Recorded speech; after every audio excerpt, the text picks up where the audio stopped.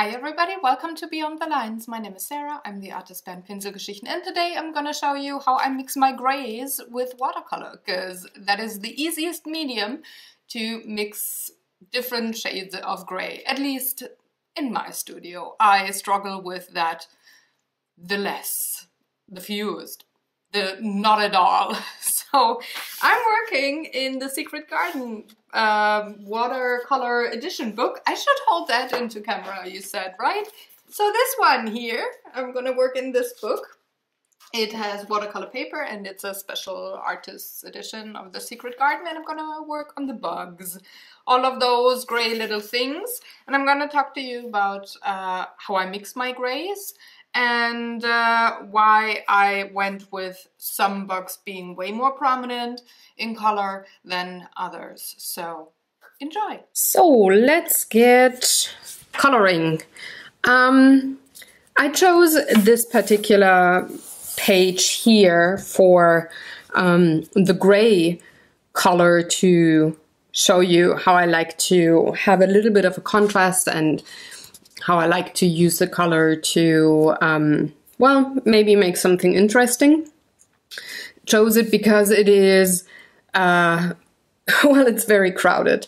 Usually in the book, or very often in the book, there's like a circle of something, and then there's a lot of empty space around it. In this particular case here, the whole page is covered with line work with lots of bugs and moths and something. Excuse me. So I thought, well, this would be a great thing to maybe have something like either a print in a book or maybe a photograph of one of these old shadow boxes where they, well, kept specimens of bugs, probably reminded of maybe the Victorian age or something. So I thought, why not go with that style and make it maybe something like a photograph or a print in a, I don't know, encyclopedia book or something of the old British Library in black and white, not in sepia though. So the first thing I'm gonna do, I'm gonna wet the background. Of course, I'm also gonna wet my table, so I'm going to have to clean this up in a minute. But I'm just going in with a very soft synthetic big brush just to cover a lot of ground in one stroke. Gonna wet the paper fairly thoroughly, but not to the point that it warps right away and builds a dome or something. It builds a small dome right about now, but not a big one, just a small one. So since this is watercolor paper, the paper will be able to handle it. So now I'm taking care of the background. Excuse me. I still have a little bit of a cold. It stays with me a long time this year. So I'm taking Payne's Gray. It is pre-mixed in my palette here. It's a cold gray, a bluish gray. And I'm just going to dump color onto the background and spread it around to make it look like a felt surface in the background, maybe that, like, this is a massive shadow box and they were either lined with felt or I don't know, velvet or something, at least oftentimes. And I'm being very non-blotchy and very smooth with the way I apply the Payne's Gray here, because I want this to be a smooth gray, almost flat kind of a background. I don't want to have too much texture, and I don't want it to be too dark because I want the bugs to stand out. And if you look at old photos where you have something of a felt or velvet background on something, it always looks, or it often looks, very, very smooth. So I'm trying to achieve that on my page here, but just by going back and forth with my very, very diluted Payne's Gray and going in a horizontal manner.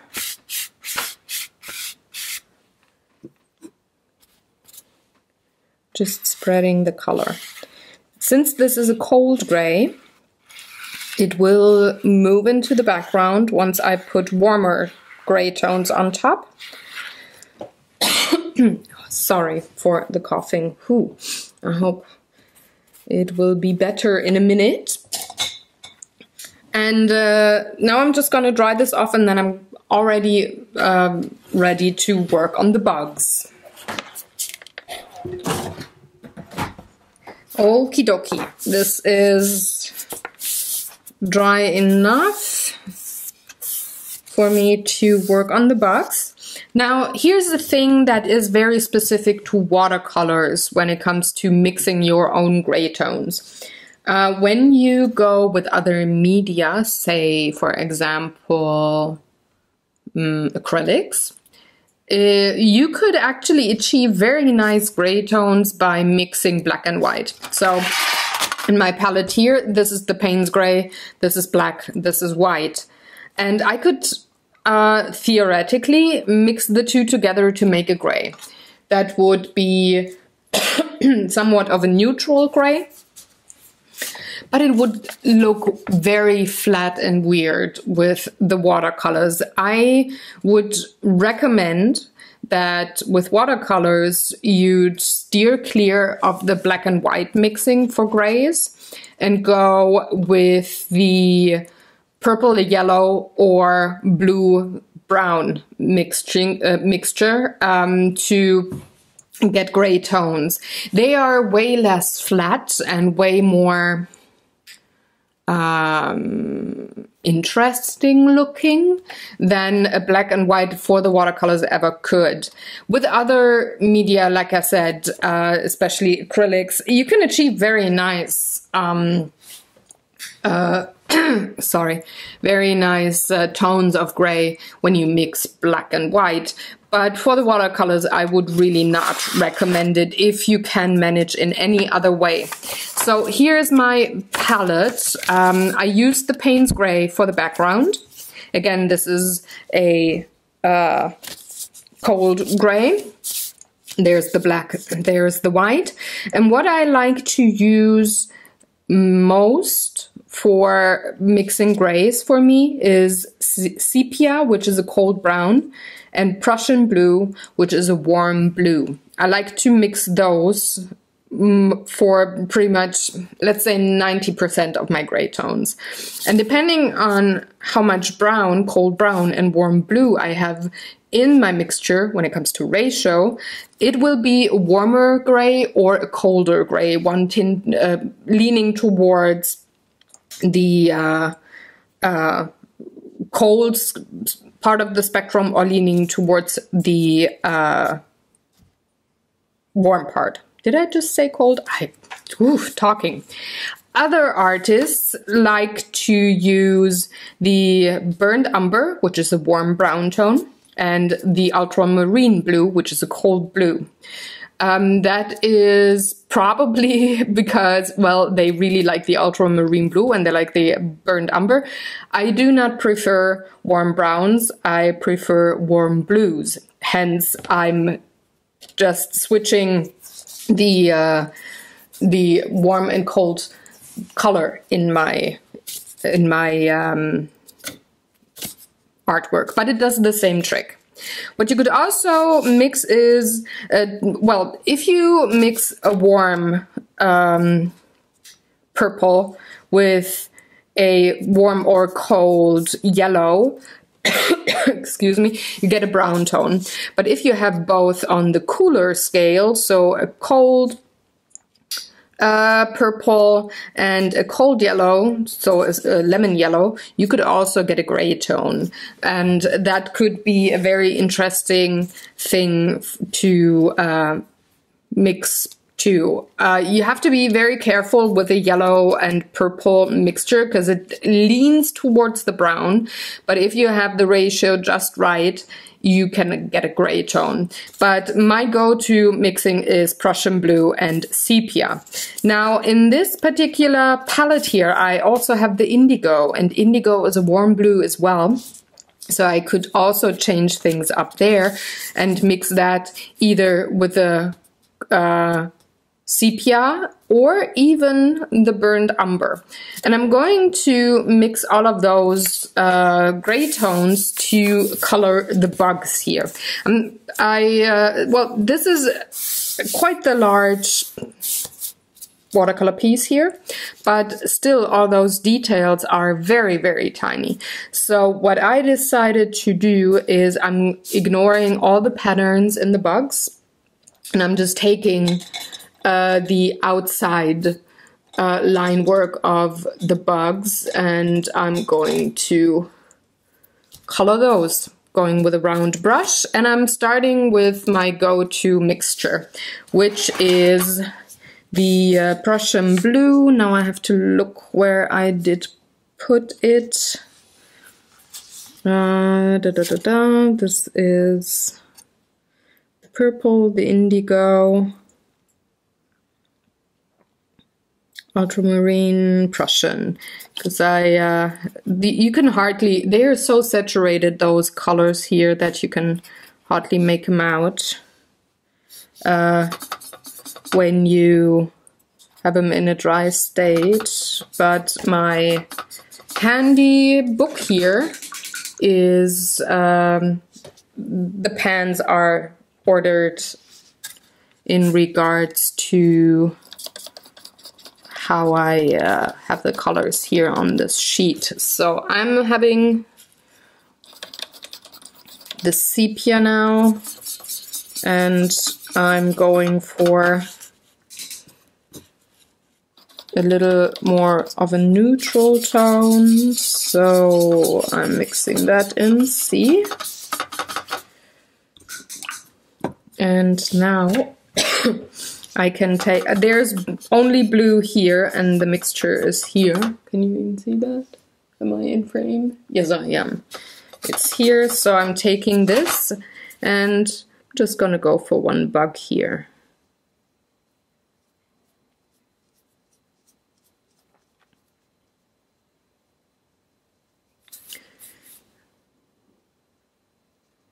And if you hear weird background noises, that is because it just stopped snowing and people are now clearing the sidewalks and shoveling snow. So I left a little bit of this bug uncolored, and that is because I'm going in with just water and I'm pulling the pigment that I laid down on the right hand side to give it a little light and shadow kind of a thing. So the light is coming from the left hand side this time around. So I'm taking the same color and I'm just taking another bug to color him.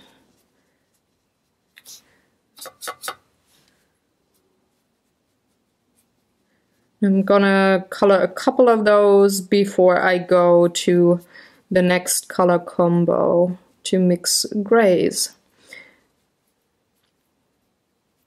And when you mix, like, especially with, say, acrylics, you have some color left on your palette and you mix them all together and you have, let's say, 3 or 4 different colors from the color wheel, from opposing parts of the color wheel. You will end up, when you mix them together, you will end up probably with a brown. If you have a lot of cool tones, you might also get a gray maybe. But when in doubt and you don't know what else to do with it, mix them all together, make a brown, and use brown on something in your artwork. So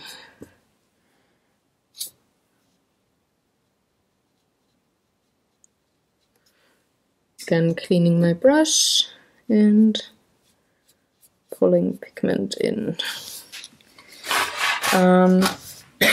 Need a little more brown because I still have blue here, but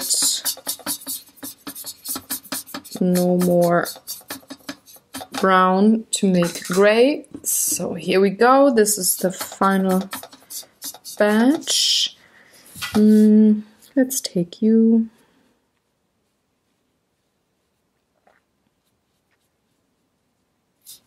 And in general, I have to say I prefer cold grays to warm grays. But that is because cold gray, well, gray itself is a nude color. So it will move into the background if you have another color with it. Especially if you have a color that is quite bright and loud and popping, like a pink or a yellow, orange, like a clean color, other color than gray. It will move into the background. Now with cold gray, it works even better, and it gets to for my personal taste, it gets more of straight contrast. Warm gray can look a bit fuzzy when you combine it with one other loud color. So say you have a warm gray and an orange, the contrast will not be as crisp as it will be with a cold gray. So since I like to use grays as the nude color to sit in the background, for paintings or drawings where I have one color popping and the rest is kind of in the background, just like a support character, I like to use the cold grays for that, since they make for less weird fuzzy parts. So now I need a little bit more of the brown.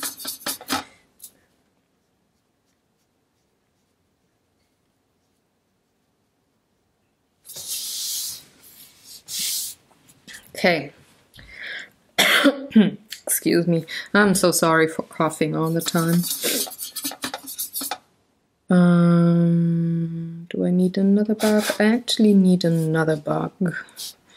I'm taking a little more color, the light one, but still with the same gray.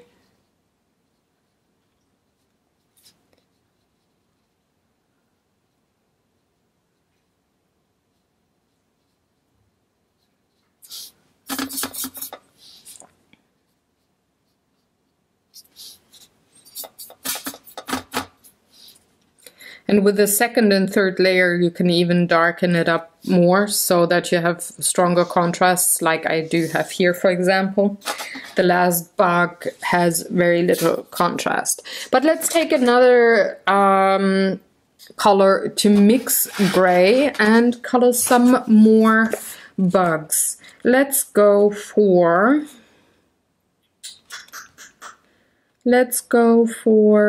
indigo and sepia. So another warm blue, but a very, very dark one.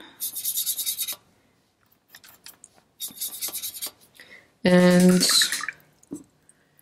a little more sepia.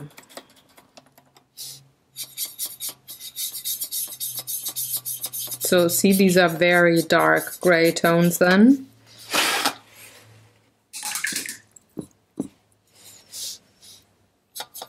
I could take this to now color another bug.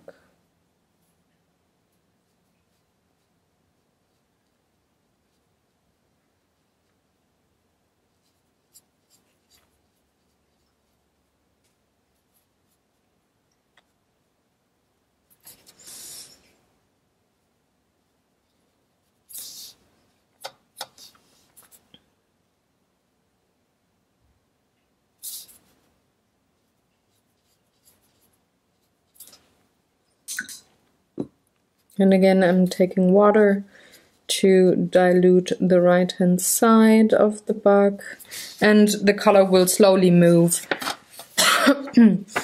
into the right side of the bug.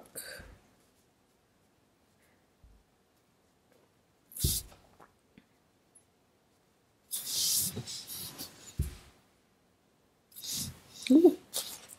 Nope.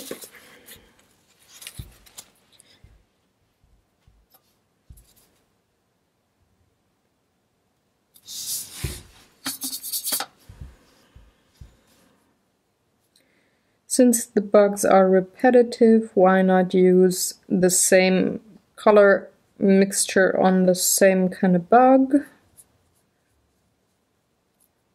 Down here.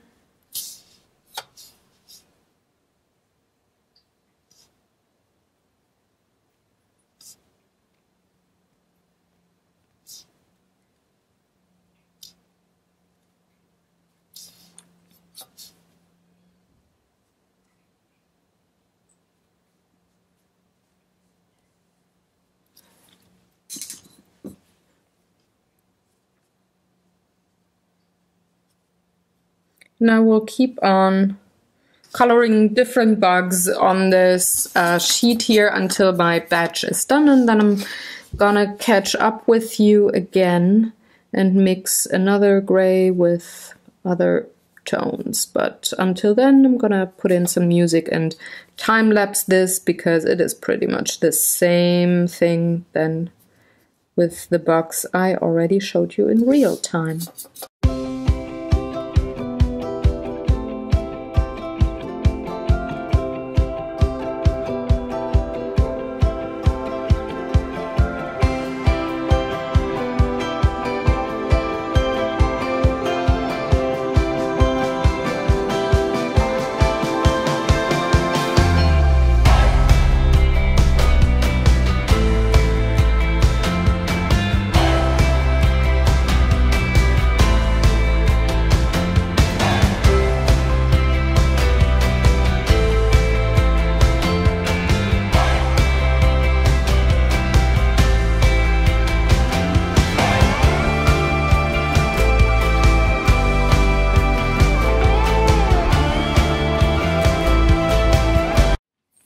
All right, next one. Let's try.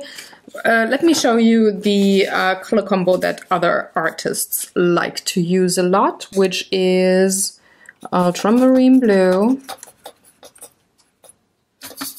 See, it's a cold blue, very different from what I like to use. And burnt umber, which would be here.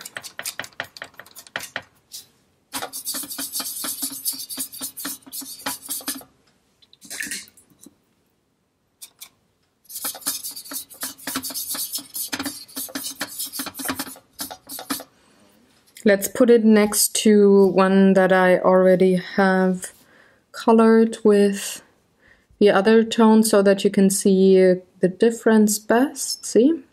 This is different in the saturation. It's less greenish blue, green or bluish gray. It's more like a neutral gray.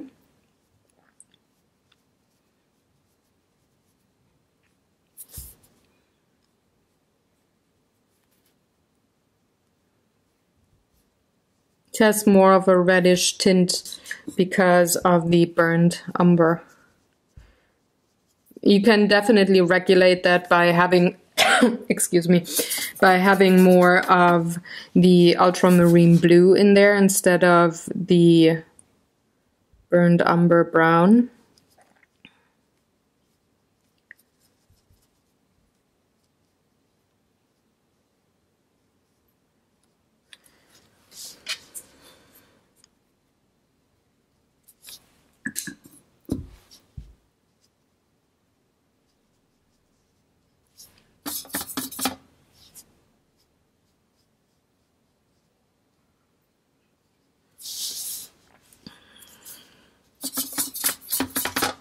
I think I can get one more.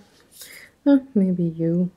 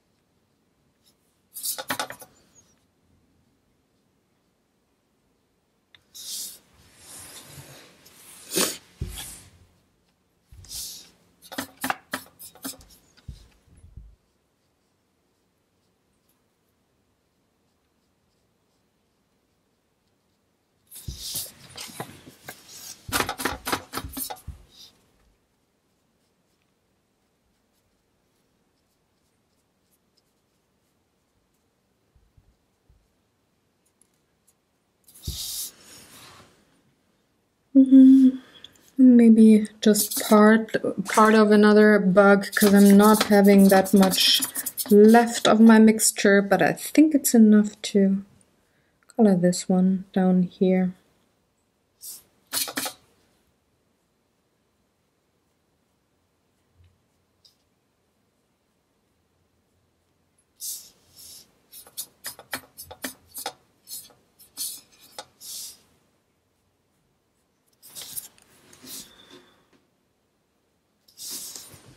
All right, let's try another combo that I had said, the purple with the yellow. So unfortunately I don't have a cold purple here. So I'm gonna take another color palette, hold on.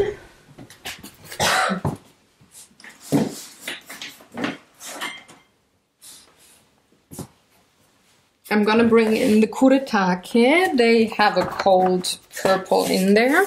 So this is the warm one that I also have in the Schminke set, and this one is the cold one.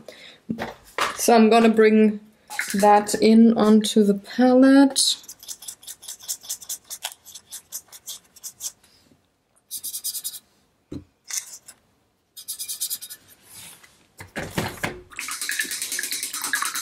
And then I'm gonna bring in the lemon yellow, which is also a cold tone.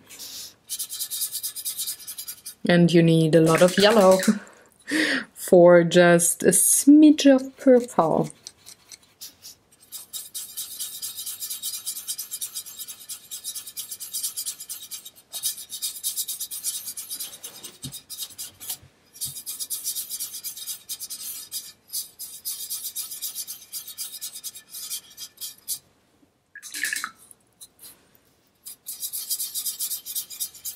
So this would be a warm gray tone.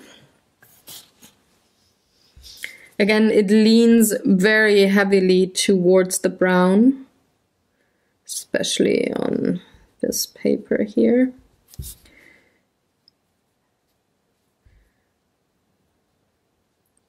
Need a bit more of the purple. It's a little too yellowish.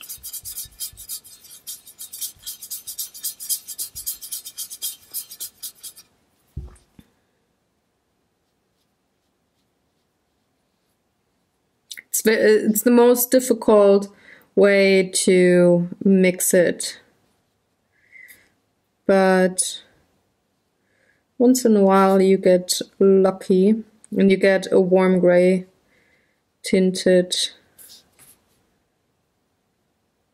with a purplish look to it. I'm just gonna have one of these bugs colored that way, have him stand out.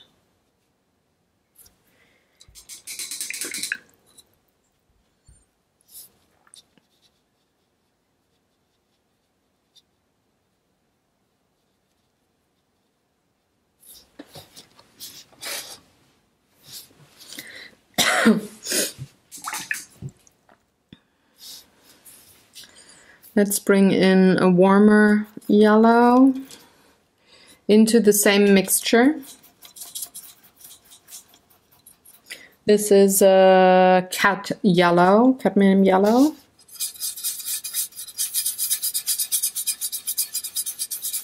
Goes towards the green more, because the cold purple is having a little more blue than red.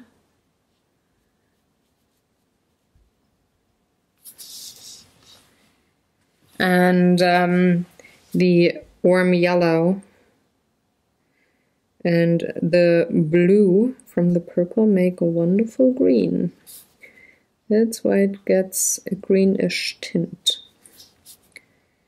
when you mix the two.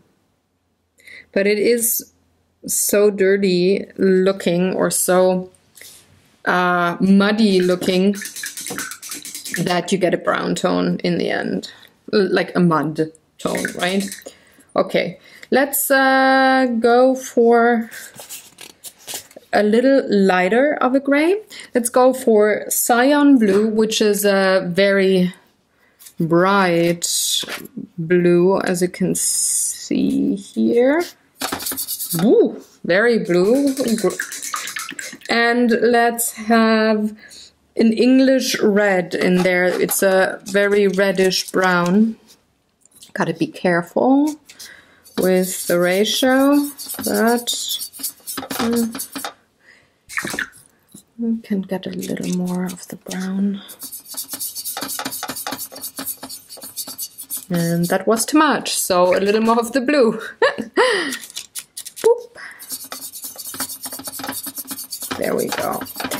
And it gets that rusty gray look. Like when something oxidizes, that kind of weird brownish gray look. So let's take another bug down here maybe.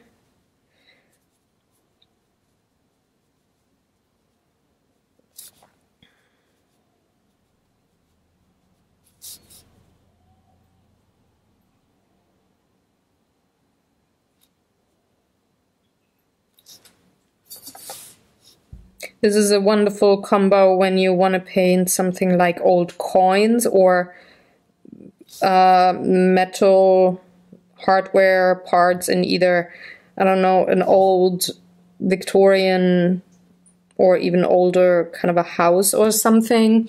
Or if you want to have old jewelry or old coins when you want to paint them. This is a wonderful combo to mix a gray. Because it gets that oxidizing character right away. Let's have you colored.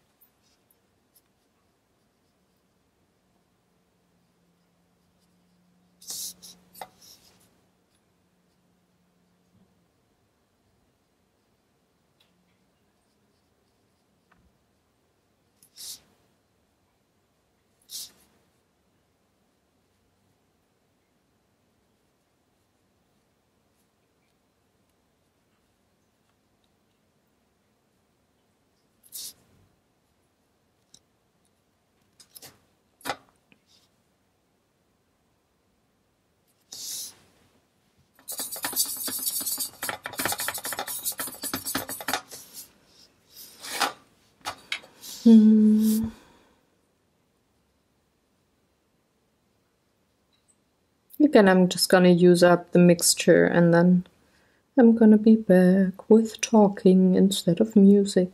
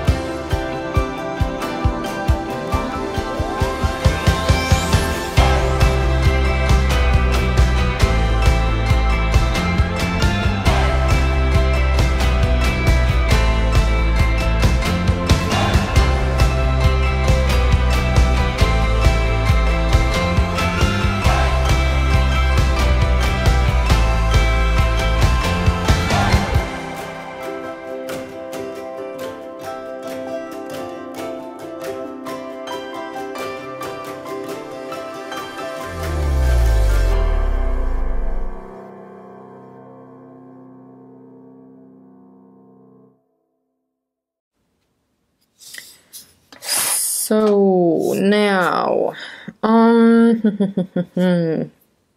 Let's go for the warmer tones. Let's go for the burnt umber.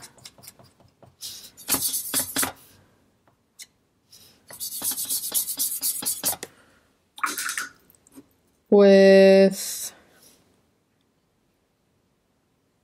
Prussian blue. Both of them being warm tones. Go into the greenish gray a bit more. And again, I'm going to color a few bugs.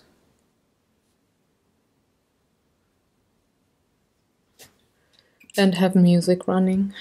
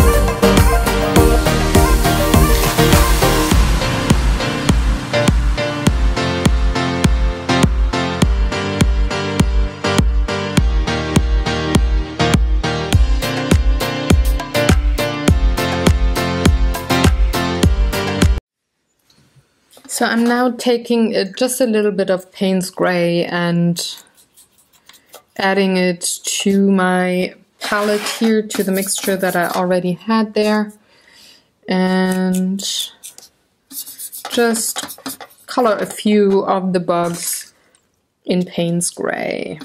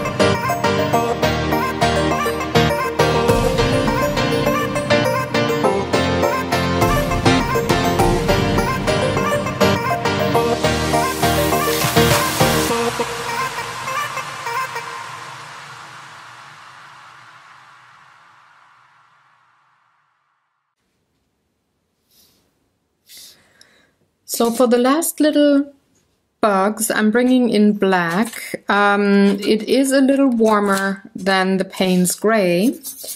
And if I dilute it a lot, it will be a gray tone.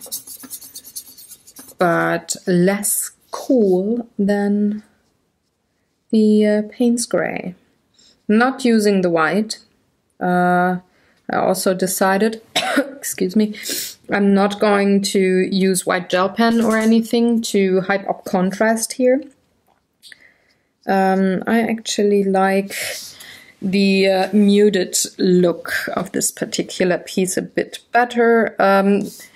Usually I'm all for the contrast and all for having a distinct focal point that is very heavily set apart from the background and such. But on this particular piece here, I think the one bug here is focal point enough. And I'm just keeping the rest muted. Just like it is in those old photographs. They sometimes have very little contrast too.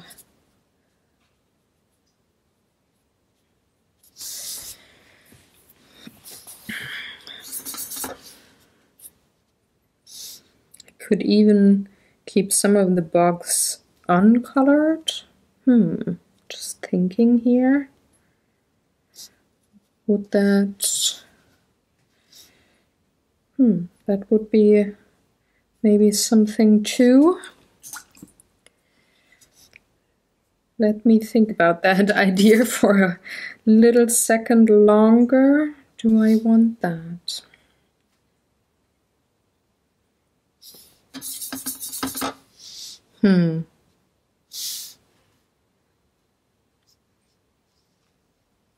Yeah, why not? I mean,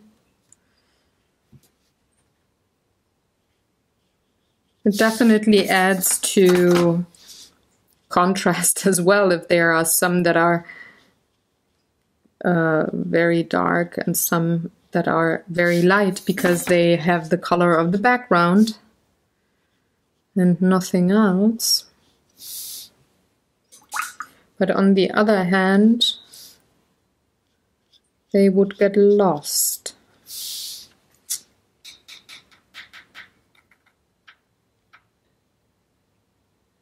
Still, I think I'm going to leave a few of them uncolored. Maybe to indicate this could also be patterned paper instead of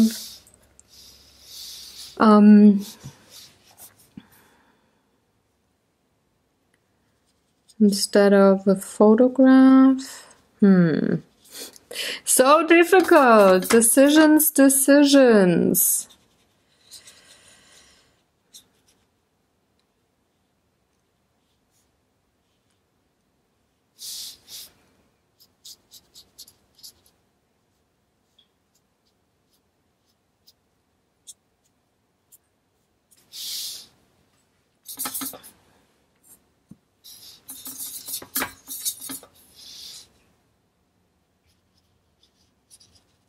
Or I could just have them shaded so lightly that they don't stand out, but they're colored. Yeah, I think that is an idea that I like. So I'm gonna find all the remaining uncolored bugs and just shade them on the left.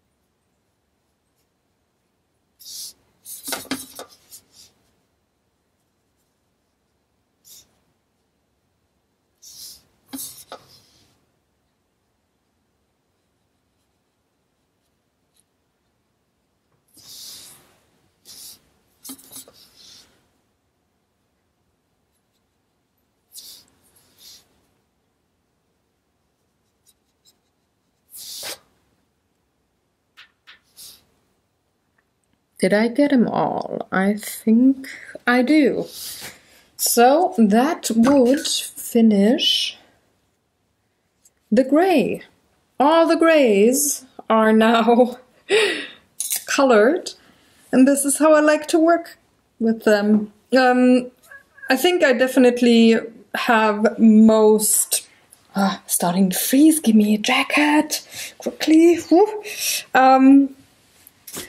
I think I have the most free reign when it comes to what kind of grays I have and what I use when it comes to the watercolors, because there I just can really mix pretty much anything, and in the end it will be a gray. It can be a greenish gray, a more bluish oxidized turquoise gray. It can be a brownish gray, whatever it is, even a reddish one. So I like the watercolors most to mix my own grays, but all in all I prefer the cold grays to have them as a neutral contrast for a popping color like mustard, yellow with a cold gray. Perfect. For example, one of my favorite color combinations. So I hope you enjoyed watching along. Next week I'm gonna be back with a new video. It's gonna be the last video of the ones where Daniel chooses colors blindly for me, one of those 3 color challenges. Then I'm through all of the videos that I pre-recorded for that section. And after that, it's gonna be time for Outlander. It needs some coloring. Today, by the way, that I'm filming this, the final episode aired, and now I have to wait for season 4. It's going to be a long wait, I think, but well, I can color Outlander until then. And that's the point that I leave you here. I hope you have a great day. Thank you very much for watching. If you have any questions or comments, please leave them in the comment section below. The blog post for this coloring here is already up on my webpage. The link is in the description box below, so you can find it quite easily. Thank you very much, and I'm gonna see you on the next video. Bye!